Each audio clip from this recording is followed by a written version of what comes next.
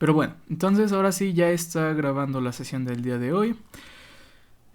Martes, bonito martes 30, día de paga. Pero bueno, venga, ¿qué vimos la clase pasada?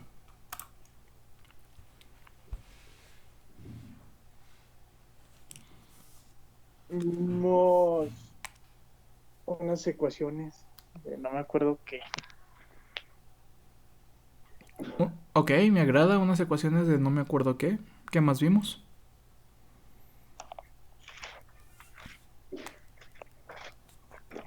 Aquí está. Eh, Mentira, o sea, nada más vimos como... Caray. A ver, lo último que tengo es lo de los fasores y que, bueno, vimos las formas de unas ecuaciones que es la cartesiana, la exponencial y la polar. Ajá. Eh, y pues ya creo que fue todo lo que anoté. Bien, entonces estuvimos analizando la tercera representación, ¿verdad? Lo que sería la exponencial y la representación polar de las ondas senoidales, ¿vale? Y por ahí retomamos un poquito lo que fue transformación de senoides y todo eso, ¿verdad? Pero pues eso ya fue desde el parcial pasado. Bien, el día de hoy vamos a ver algunas generalidades de lo que son operaciones aritméticas de los fasores y empezaremos a hablar un poco de un tema que se llama impedancia y admitancia. ¿Va? ¿Les suena familiar? Impedancia, admitancia. No, ¿No? ¿Nadie? Nel. Bueno, ahorita se aprende eso. Pero va, entonces empecemos por lo que serían las operaciones aritméticas dentro de los fasores. ¿Alguien me podría decir cuáles son las operaciones aritméticas esenciales, las básicas?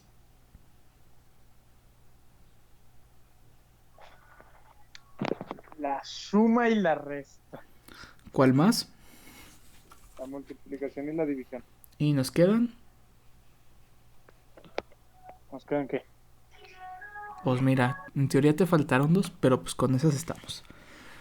Exponenciales y Y raíces. raíces. Bien, pero como tal, las operaciones básicas que vamos a analizar, suma, resta, multiplicación y división. Entonces, operaciones con fasores.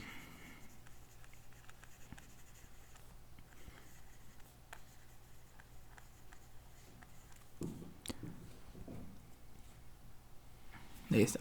Operaciones con fasores. Bien. Estamos de acuerdo con que podemos tener situaciones en la cual tendremos más de una señal, ¿verdad? Tendremos más de, digamos, de una corriente o de un voltaje. Entonces, bien sabemos que en esas ocasiones, ¿qué sucede con la energía en algún elemento? Supongamos que tienes dos fuentes. ¿Cómo determinas el voltaje de una resistencia que está por ahí, influida por esas dos fuentes? Sumando los voltajes. Sumando los voltajes de cada una de las fuentes o los voltajes de influye cada una en esta resistencia, ¿verdad? Pues no es la excepción cuando estamos trabajando con sistemas senoidales, ¿vale? Recordemos que sistemas senoidales es tema de monofásicos. Pasa exactamente lo mismo, pero estamos analizando estos sistemas monofásicos con unos elementos nuevos como las fases. Entonces, ¿qué sucede en estas ocasiones? Pues tanto los voltajes o las amplitudes correspondientes, ya sea de voltaje o de corriente, como las fases se tienen que incluir dentro de estas operaciones, pero en realidad es algo muy sencillo. Supongamos que tenemos dos términos. Vamos a llamar término Z1 y Z2. El término Z1 lo podemos representar como X1 más JY1 y como R1 ángulo de Φ1. Y pues el término Z2 lo vamos a representar como, ay güey, ¿por qué puse Q? X2 más JY2 que será igual a ¿quién?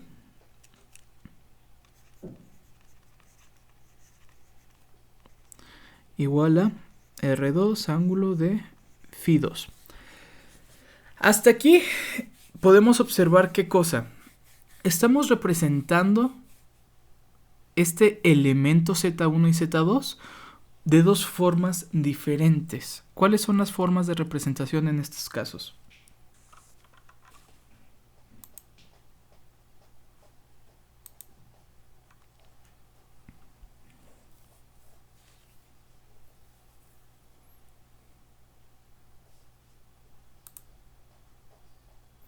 ¿Cómo estamos representando el término Z1 y Z2? ¿Sobre qué función?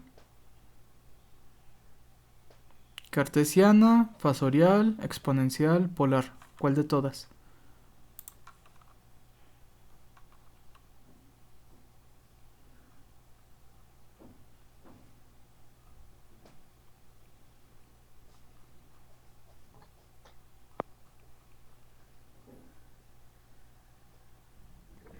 Yo no escuché la pregunta, profe, ¿cómo era? El término Z1 y Z2, ¿cómo los estamos representando? Cartesiana, fasorial, exponencial o polar. Ala. Z1 y Z2. Así es. Polar, ¿no? Ok, tenemos su representación polar acá. ¿Y esta cuál va a ser?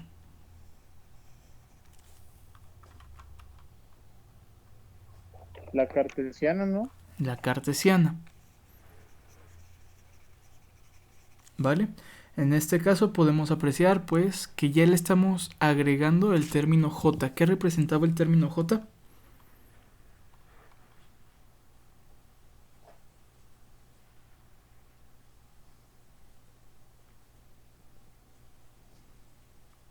¿Recuerdan qué era el término J?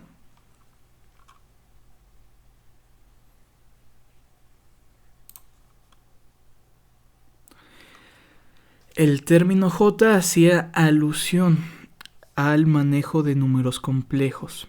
¿Sale? Ya no utilizábamos I, utilizábamos J.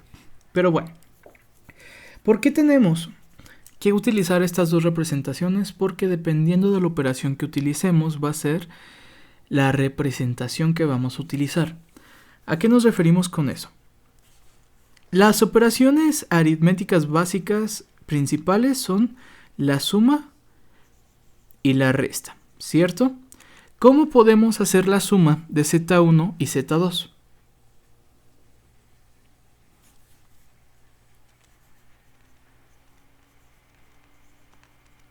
¿Cómo creen que sea la suma?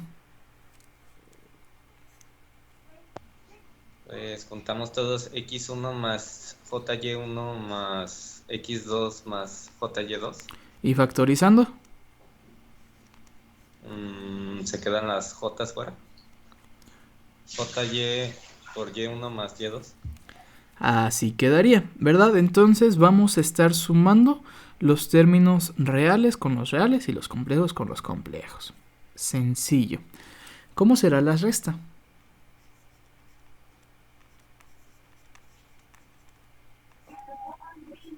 Igual, ¿no? Pero poniendo un menos. Pero pues poniendo un menos, ¿verdad? En este caso quiero que se fijen que el signo menos, ¿dónde va? Dentro de los paréntesis, ¿vale?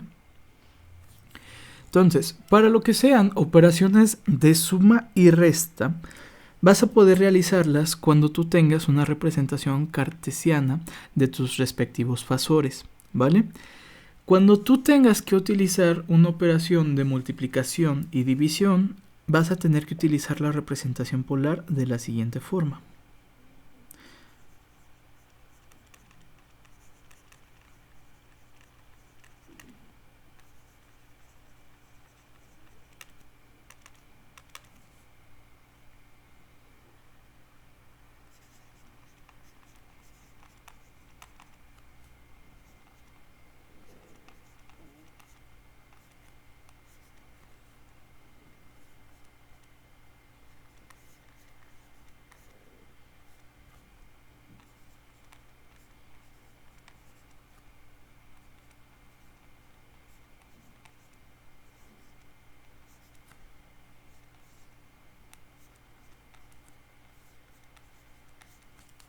¿Va? Entonces ahí tenemos su respectiva amplitud como R1, R2, que tiene el ángulo φ1 más φ2 o φ1 menos φ2, dependiendo ya sea multiplicación o división. Entonces digamos que esas son como las fórmulas en las cuales tú puedes realizar algunas operaciones básicas aritméticas dentro de lo que serían fasores. El que está en la multiplicación es R1, ¿o qué es? Sí, si te fijas en la expresión polar, estamos representando R1, ángulo de φ1, y R2, ángulo de φ2. Arre. ¿Sale? Muy bien. Entonces, pues esas son como las bases dentro de lo que serían las operaciones de fasores. Lo que sería este tema, operaciones de fasores, tú lo puedes aplicar para estar sumando voltajes con voltajes, corrientes con corrientes, o por estar calculando resistencias equivalentes, ¿vale? Estas resistencias equivalentes no son como tal resistencias como nosotros las hemos estado analizando. Son resistencias, digámoslo, especiales. Para empezar, estas resistencias ya no se llaman resistencias. Se les conoce como impedancias. ¿Vale? Ok. Entonces, una resistencia, ¿cómo la podríamos definir?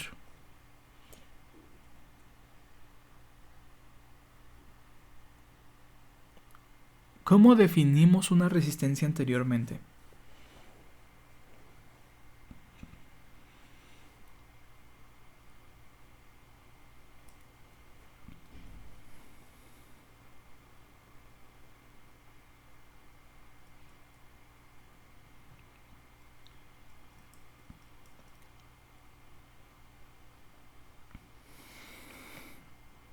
A ver, ¿quién?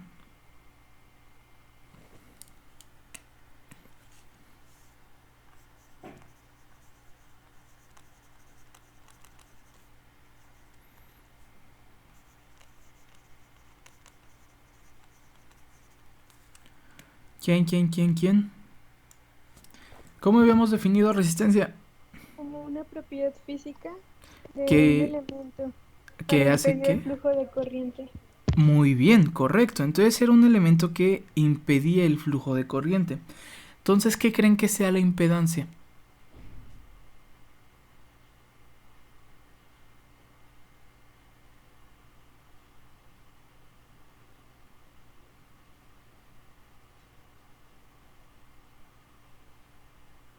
La impedancia es, digámoslo, un fenómeno físico que impide el flujo de corriente, ¿vale? Y digo impide entre comillas. ¿Por qué? Si nosotros analizamos lo que era la ley de Ohm, ¿qué obteníamos? El voltaje es igual a Corriente por resistencia. corriente por resistencia. Entonces, ¿cómo podías calcular la resistencia?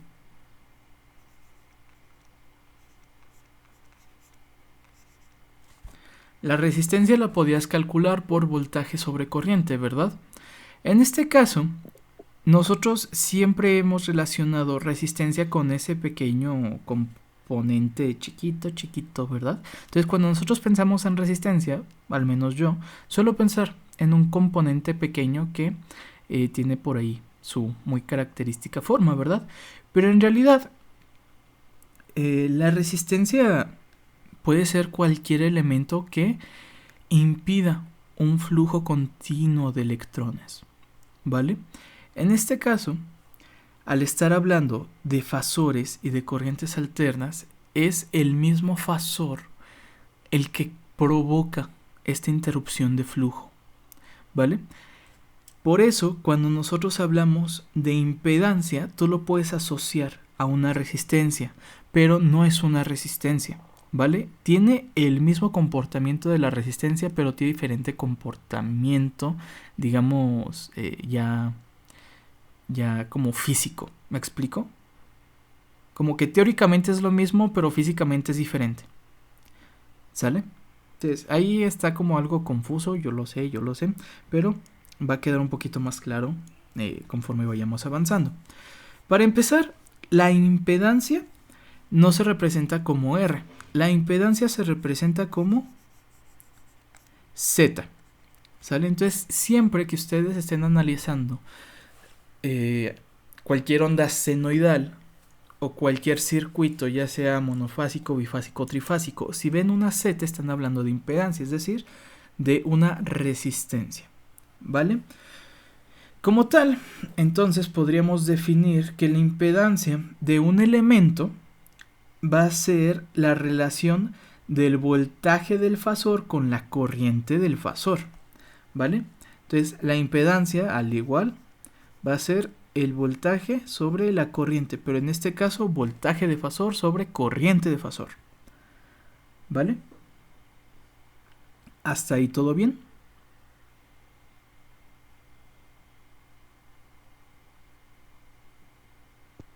Sí. Ok. ¿Cómo podemos representar el voltaje del fasor y la corriente del fasor? Pues muy sencillo. Sería la amplitud del voltaje por el ángulo de fase y la corriente por el ángulo de fase. Es muy común, muy común, que dentro de lo que sería bibliografía, cuando tú hables de fasores, encuentres la fase del voltaje como phi y la fase de la corriente como beta, ¿vale? Entonces no se espanten. Tanto phi como beta representan fases, ¿sí? La fase que trae el voltaje y la corriente, pero es simple anotación para diferenciar que una es del voltaje y la otra es de la corriente. Entonces, por lo que acabamos de ver aquí de las operaciones con fasores, ¿cómo sería el resultante? Sería el voltaje sobre la corriente por el ángulo de phi menos beta, ¿vale? Y si se fijan aquí, ¿qué obtendríamos? Aquí ya estaríamos obteniendo como tal R, ¿vale? Entonces sería la resistencia por el ángulo de fase. Y ahí es donde, pues donde uno piensa, ah, caray, ¿qué está pasando? Pero todo sencillo. Seguimos hablando de lo mismo que hemos estado hablando las últimas semanas, solo que ahora empezamos a analizar la resistividad. ¿Vale?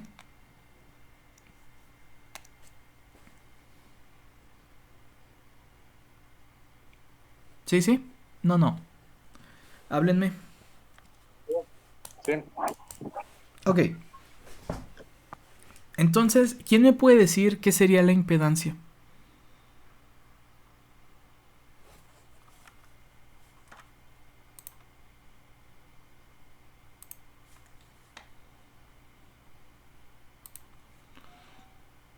¿Quién me dice qué es la impedancia?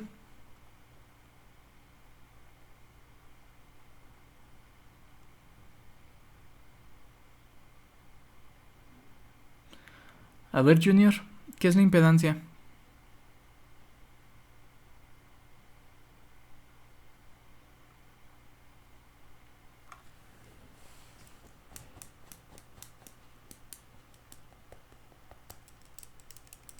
Que está dormido, dice. Me agarró en blanco, me fui por un taquito. Pues provecho. Invita. A ver, Alan, ¿qué es la impedancia?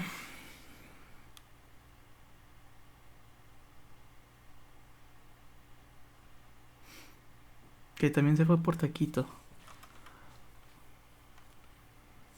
Richie.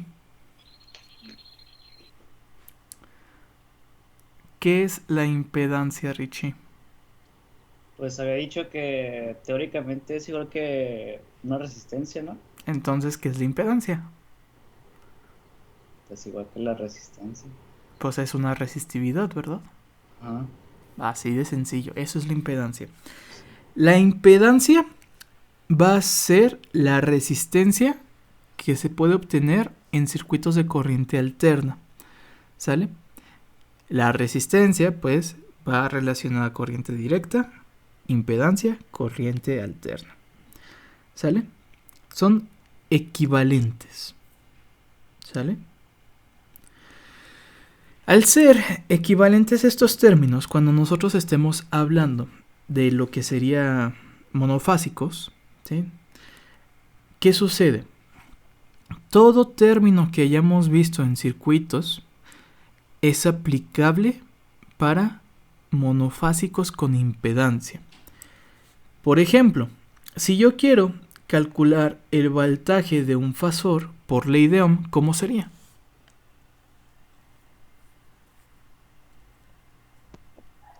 La impedancia por la corriente, ¿no? Impedancia por corriente. Sencillo, ¿verdad? Si yo quisiera calcular, no lo sé, digamos, el voltaje de un inductor.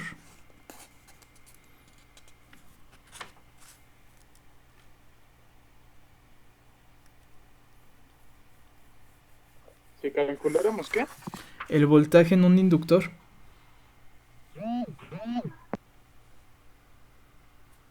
Impedancia por corriente, ¿no? Ok, parcialmente. ¿Cómo era el voltaje en un inductor? Lo podíamos definir como J omega, ¿sí? La inductancia por la corriente. ¿Sale? En este caso, la impedancia que va a ser es el término, digamos, resistivo. Entonces, la impedancia en un inductor, ¿qué va a ser? J omega L. Ay, güey, pues ahí lo tengo, ¿verdad? ¿Para qué escribo eso? La impedancia sería este término. ¿Sale? ¿Cuál será la impedancia de un capacitor?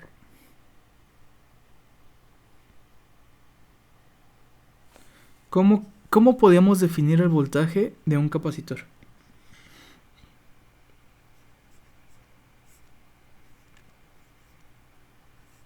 Uno sobre J omega C, ¿vale? Entonces, ¿cómo será la impedancia?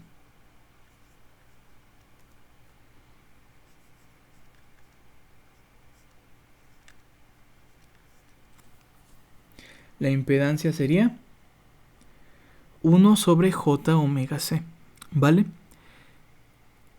Por lo tanto, gracias a esto es que nosotros podemos inferir, ¿sí?, que todo elemento va a presentar una determinada resistividad, ¿sí? Todo elemento en el manejo de corrientes alternas va a presentar una determinada oposición al flujo de la corriente, y esta oposición tiene que ver mucho con el mismo comportamiento de la fuente. Al estar cambiando de ángulo, al estar cambiando de fase, al estar moviéndose entre positivos y negativos, se está generando por ahí como un encuentro respectivo de electrones, ¿sale? Entonces eso sería la impedancia, ¿va? Relacionado a la impedancia nos encontrábamos con otro término. El otro término es la admitancia. Teníamos la resistencia que determinaba la resistividad de un elemento. A su vez, con la resistencia y la resistividad encontrábamos otro término. ¿Cuál era?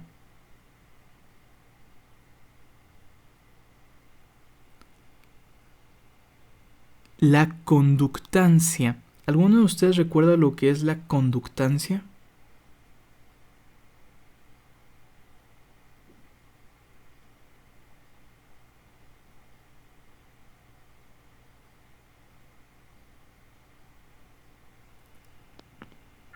No, lo del... el inverso de la resistencia. ¿Y qué define el inverso de la resistencia? No, eso sí no me acuerdo bien. Si una te define qué tanto resiste a la corriente, que define el otro. Como... ¿qué tanta corriente fluye, por así decir? ¿Qué tanto conduce, verdad? Correcto. Ajá. Por eso se llama conductancia. En este caso, la impedancia sería el semejante a la resistencia y la admitancia sería el semejante a la conductancia. ¿Sale? Entonces, todo esto es similar a lo que ya conocen de circuitos de corriente directa, solo que ahora aplicado a corriente alterna, ¿sale? Son sus equivalencias, pero estas equivalencias trabajan con fasores, ¿sí? Con ángulos de fase. ¿Hasta ahí todo claro?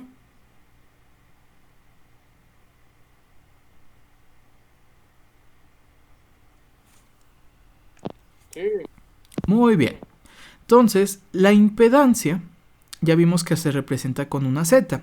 La admitancia se representa por una Y. ¿Cómo será entonces la admitancia? Pues el inverso de la impedancia, es decir, 1 sobre Z. ¿Vale? Hasta ahí todo tranquilo.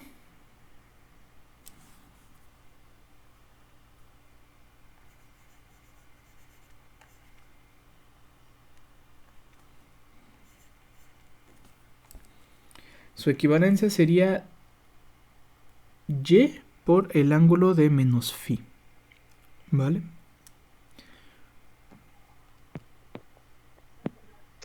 Profe, la fórmula que tiene voltaje es igual a I sobre JW, o J omega C, en el que sigue es un 1. Sí, 1. 1 sobre J omega C. ¿Va? Hasta aquí, ¿alguna pregunta de lo que es la impedancia, la admitancia y cómo se comportan las operaciones algebraicas de fasores?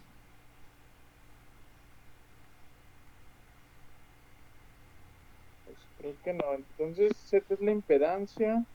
¿Y qué iba a ser? Admitancia. Admitancia.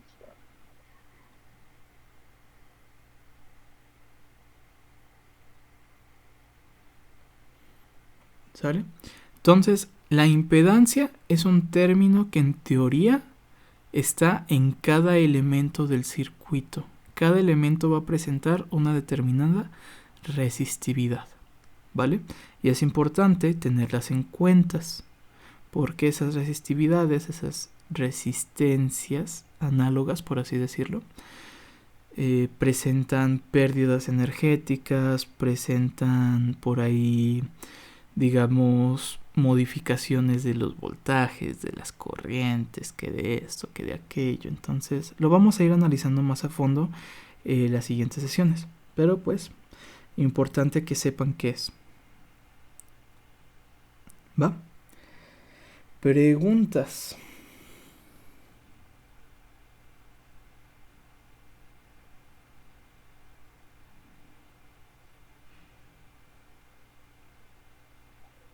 Oh, Ok, si no hay preguntas, entonces ahí le dejamos el día de hoy, pero no se vayan porque quiero platicar con ustedes. Vale, entonces corto el video en esta parte. Cámara.